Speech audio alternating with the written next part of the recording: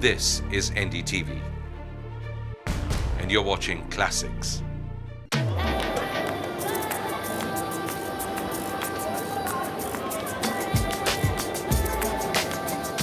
Each time I get onto an escalator, I look at the others on it and wonder, how many are like me, scared to get on, but too middle class to admit it. Now, as the recession sharpens our worst fears, I can't help but go back in time to an age of innocence, when my world began to change.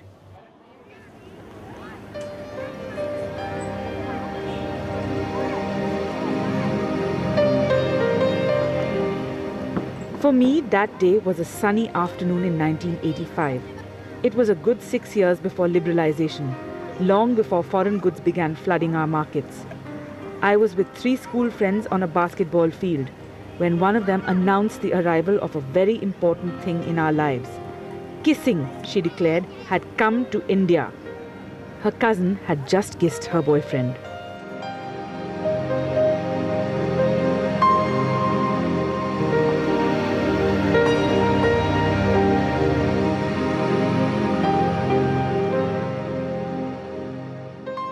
मेरी जोहर जबी तुझे मालूम नहीं तू अभी तक है हंसी और मैं जवान तुझ पे कुर्बान मेरी जान ये शौखियाँ ये बातपन जो तुझ पहले तो स्कूटर पे थे और 2 बच्चे थे, दोनों को स्कूटर पे ही ले जाया करते थे। ये शौखियाँ बाजार से पड़ती। If I see my grandfather, his main thing was that I have to feed my kids. So his whole concentration was to get sufficient money to feed the kids. Next generation came in, they were clear कि रोटी का इंतजाम हो जाएगा. We have to build up house, we have to build up accessories, we have to give them good education. We know that we have a house, we know that we have a car, we know that we have all basic necessities. Now it is, if they have sowed the seeds, we should reap them. So we are just enjoying it.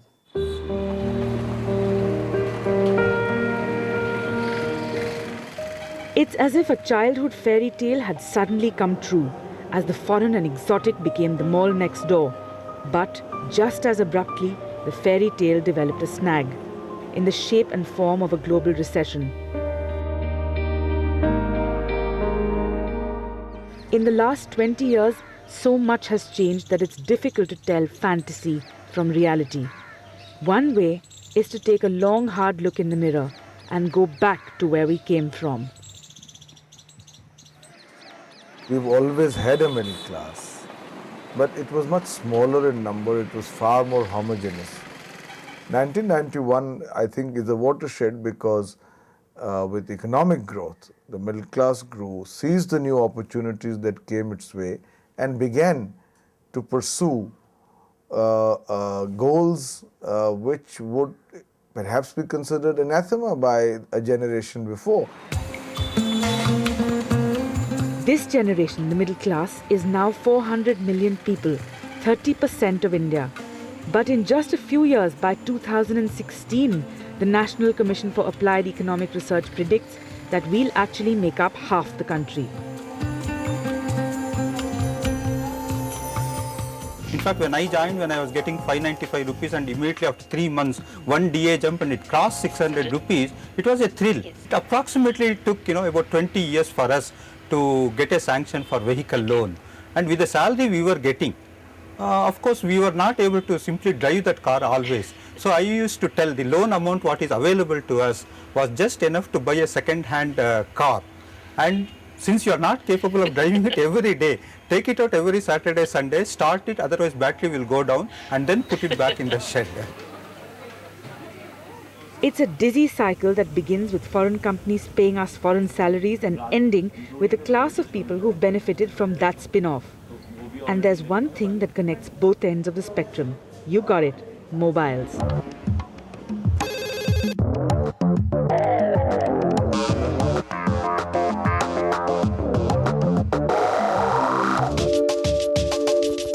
With more than 6.5 crore cell phone users in the country today, with more than 30 million SMSs being sent and received every month, Mobile phones have in less than a decade changed the way Indians communicate. There was another connector that took the middle class fairy tale from one level to the next, and then just as suddenly dropped 10,000 points in less than 10 weeks.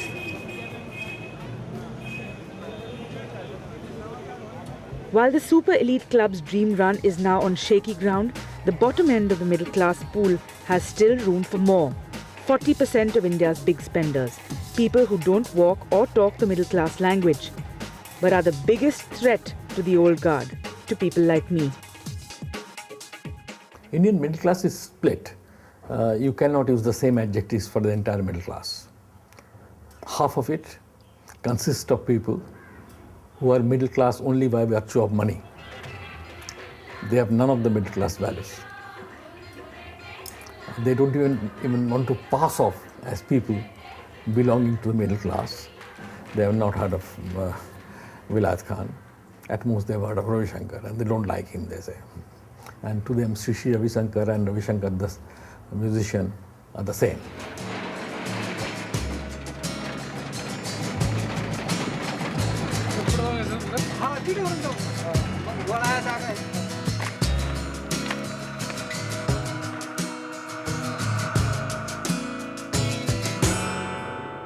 And drinking red or white is fast becoming the symbol of a town which has bridged the rural-urban and class divide successfully.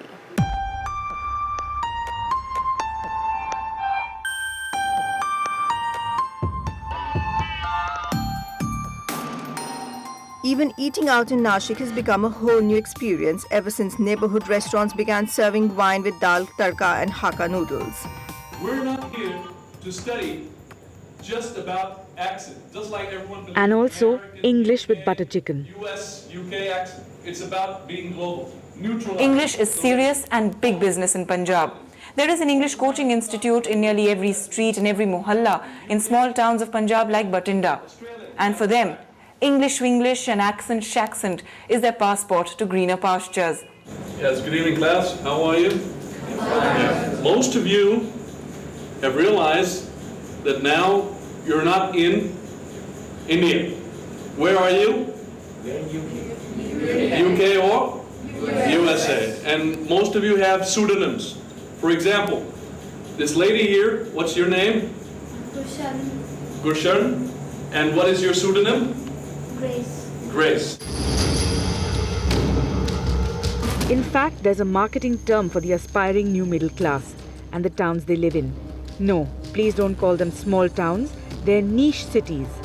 More cell phones are sold in Amritsar and Ludhiana than Delhi, and the most credit cards in the country are sold in Jaipur and Coimbatore.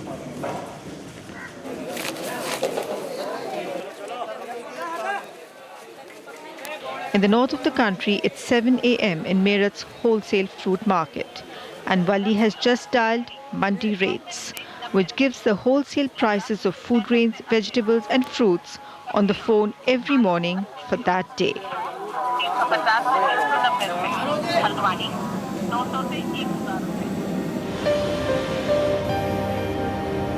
Nothing and no one can get in the way of this new breed of high flyers, literally. On Special Report, we look at how Middle India wants their share of this glamorous world of flight attendants.